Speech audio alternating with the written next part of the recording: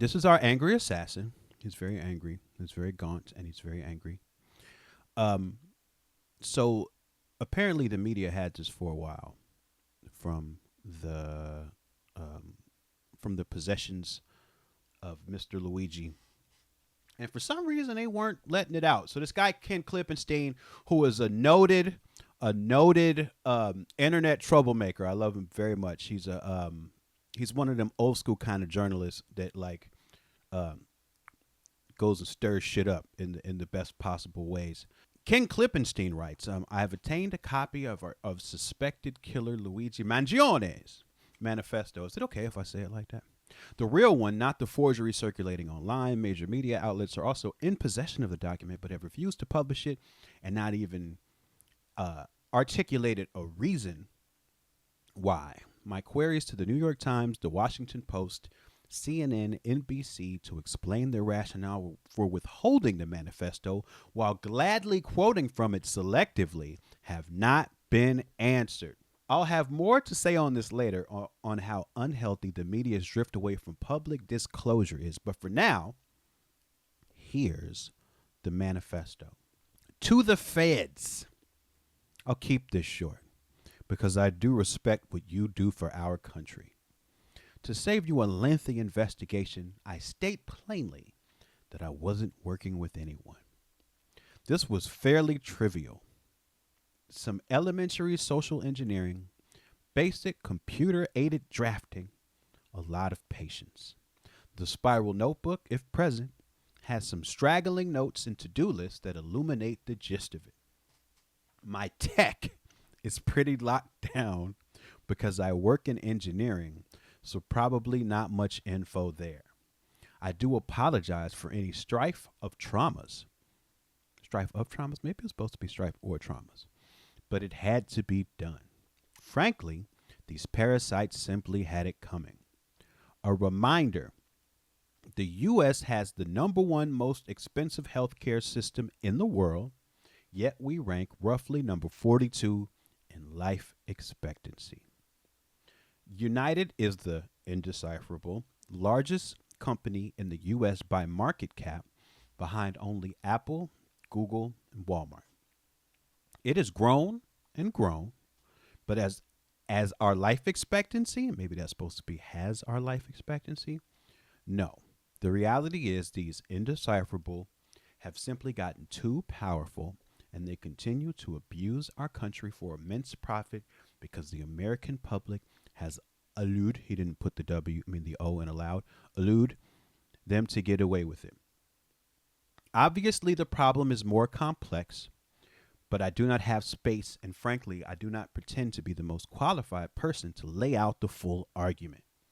But many have illuminated the corruption and greed, e.g., I forget what his examples given. Is that what E.G. stands for? Rosenthal and more. Decades ago, and the problems simply remain. It is not an issue of awareness at this point, but clearly power games at play. Evidently, I am the first to face it with such brutal honesty. Oh, so E.G. is for example. I thought the G was somehow significant in that. Interesting to me, first of all, in a very unserious way, that if there are things that are in here that are indecipherable, it sounds like he hand wrote it, which is interesting. He's got a lot of tech, he's got a lot of tech. So you figure he would write his note in a notes app or something. I don't know. Print it out. I don't know.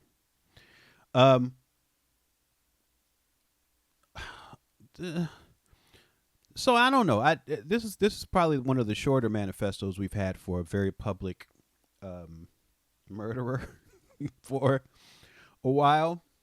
I think it's very interesting that the media had it but didn't publish it. I guess they're worried about copycats. But I think if you understand the root causes to why this happened, right?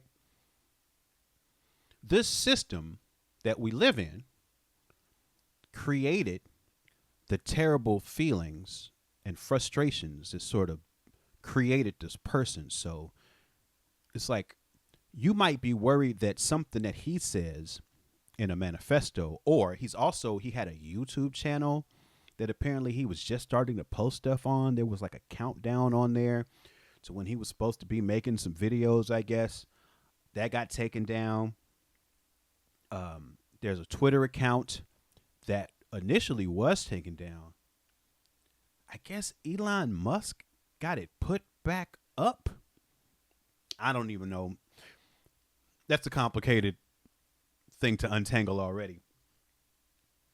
But his stuff is being scrubbed. And like I said, the media had this manifesto, but were choosing not to publish it.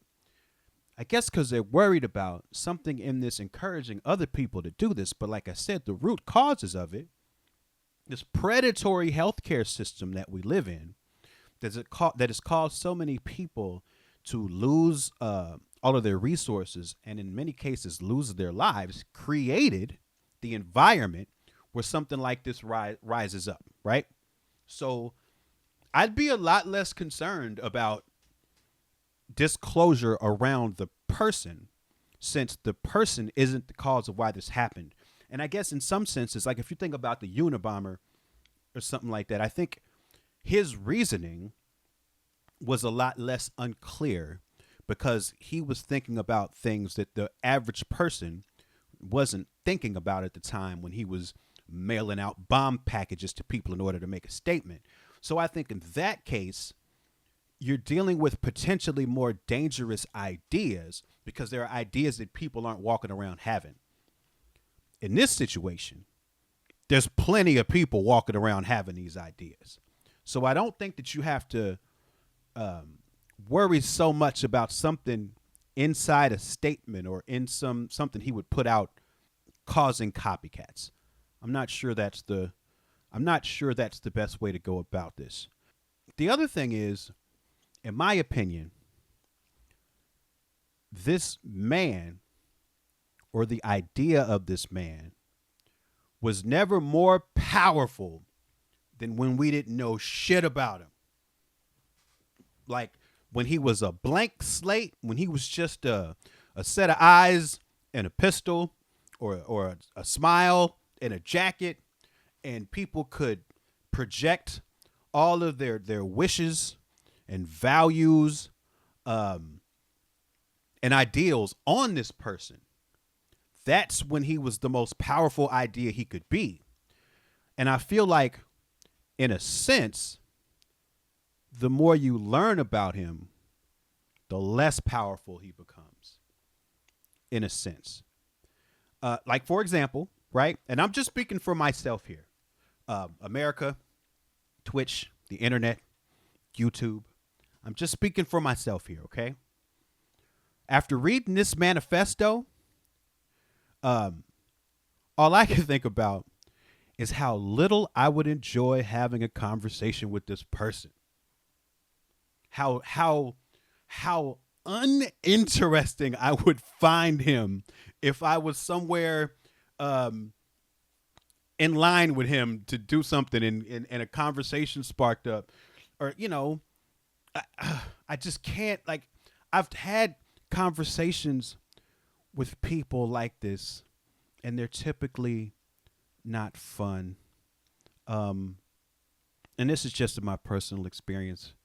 People with these ideals and these frustrations, and I do understand the frustrations. I'll try to make the point like this. One of the reasons Twitter was always mildly infuriating for me, even when it was fun, was that every day on Twitter, like OG Twitter, it felt like Sociology 101. Like every day, things were happening to cause people who were unfamiliar with certain sociological concepts to be met with the theory behind those concepts. And in the same sort of arguments or mental unravelings or awakenings that you would see happening in a Sociology 101 class would be happening on Twitter every day. And if you're somebody who's been around that stuff as long as I've been around that stuff, around the discourse around it, it's really fucking exhausting. And I get a sense of that with this person that they've learned a bunch of new information quickly and feel like they have a certain expertise on it. And sometimes talking to these people can be insufferable. But there's two key things for me in this story. One is that we have learned he's from a very rich family. And that surprised the shit out of me. That he's from a very rich family.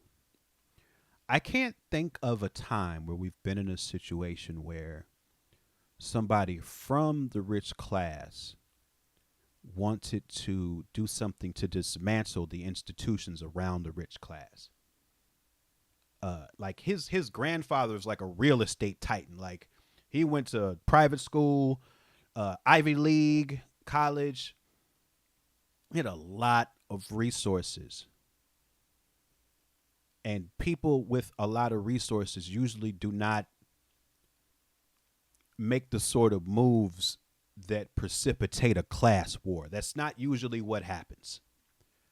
So that part to me is very interesting. It seems like his life was relatively great until he suffered a back injury. And if we're in a situation now where somebody who has access to all of the resources can encounter the healthcare industry, and for that person, I guess, not to have enough resources to navigate through it in a way that makes their life feel fair or validated, I think we're in a worse spot than I thought we were in. And I shouldn't even say we, because it's really about that institution itself. Like a lot of these institutions operate with a certain sense of comfort based on how we as Americans tend to operate. We want to consume, we want comfort, and we want convenience. And if we have those things, we're typically not going to trip out about all of the terrible facts we learn every day. We tend to have a high, terrible fact tolerance because we're comfortable, because things are convenient, because we have things to consume and things to distract ourselves with. And typically people with a lot of money have access to a lot of those things. So that's usually the people with the highest amount of bad information tolerance. The tolerance of learning bullshit information. When I say bullshit, it sounds like I'm saying bullshit as in not true, but I mean bullshit as in terribly awful information that we encounter all the time. And so I think that's the other interesting thing for me. The other key sort of fact is like if that's where we are right now, as a society, like if that's where we are in an environment, if we're reaching the point where the tolerance for terrible facts is low enough to radicalize somebody with access to all of the resources, I don't know, we might be truly entering, I won't say revolutionary times, but we're entering into a time with a potential for great change. If even people who are rich, even people who have access to resources are choosing to use the resources to try to dismantle the institutions, that's really something to me. This manifesto, I don't know about this manifesto, man. This ain't, I think I was expecting a bit more, but that's what I get for having expectations all the time. That's what I get.